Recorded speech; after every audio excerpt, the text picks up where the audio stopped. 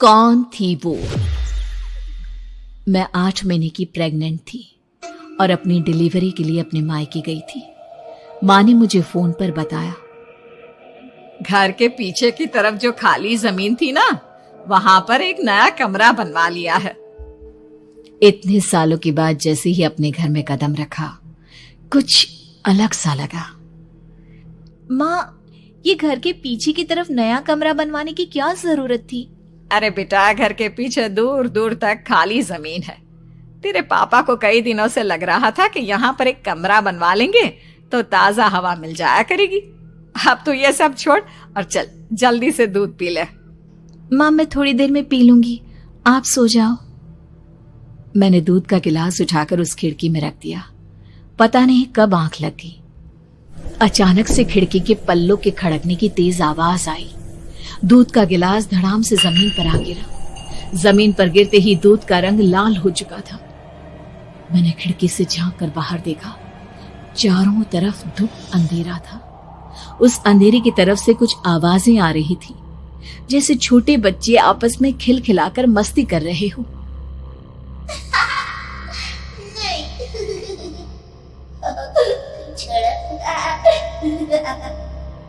इतनी रात को इतने घनघोर अंधेरे में बच्चों की आवाज कैसे आ रही है?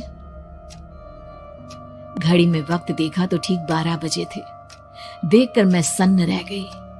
बुरी आत्माओं और भूतों की कई कहानियां मैं सुन चुकी थी। वक्त भी कुछ ऐसा ही था। ऊपर से मैं प्रेग्नेंट। सुना था कि ऐसे वक्त में अक्सर बुरी आत्माएं औरतों का पीछा करती है, तो क्या मेरे पीछे भी? पसीने से तरबतर बड़ी मुश्किल से, जैसे कांपते हाथों से मैंने उस खिड़की को बंद किया। जल्दी से जल्दी उस कमरे से बाहर निकलकर माँ के पास जाने के बारे में सोचा, लेकिन जैसे ही दरवाजे की तरफ पलटी, लगा कोई साया हवा की स्पीड से दरवाजे के सामने से गुजर गया। मेरे गले में अटक कर रह गई। मैं जोर से चीख कर माँ को बुलाना चाहती थी, लेकिन वो आवाज खुद मेरे कानों तक नहीं पहुंच पा रही थी। तो माँ तक कैसे पहुंचती? खिड़की के पल्ले एक बार फिर तेज हवा के झोंके से धड़ाम करके खुल गया और पूरी ताकत से मैं चीख पड़ी। जानती थी मेरी चीख की आवाज सुनकर कुछ ही सेकंड में माँ वहां पहुंच जाएगी, लेकिन ऐसा कुछ हुआ ही नहीं। मेरा कलेजा डर के मारे फटा जा रहा था। आखिर माँ ने मेरी आवाज क्यों नहीं सुनी?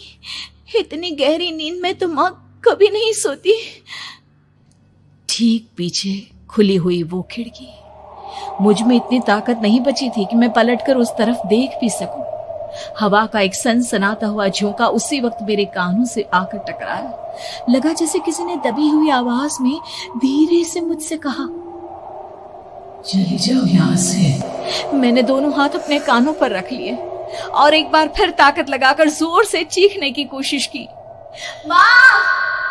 पापा! मेरी आवाज उस कमरे की दीवारों से टकराकर वापस मुझे ही सुनाई दे रही थी। जितनी ताकत के साथ मैंने चीखने की कोशिश की थी, कुछ ही देर बाद उससे कहीं ज्यादा तेज और दर्दनाक चीख मुझे सुनाई देने लगी। ये आवाज ठीक मेरे पीछे खिड़की से आ रही थी। वो आवाज मेरे कानों में पिघलते हुए लोहे की तरह गिर रही थी। उन आवाजों में हैवानियत थी। वो आवाजें किसी इंसान की नहीं है, इतना मैं समझ चुकी थी।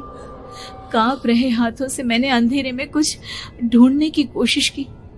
तभी अचानक मेरा हाथ बेड पर रखी टॉर्च पर पड़ा। किसी तरह ताकत लगाकर टॉर्च का बटन ऑन किया, लेकिन ये क्या? सामने दरवाजे पर 3 छोटी लड़कियां खड़ी हुई थी।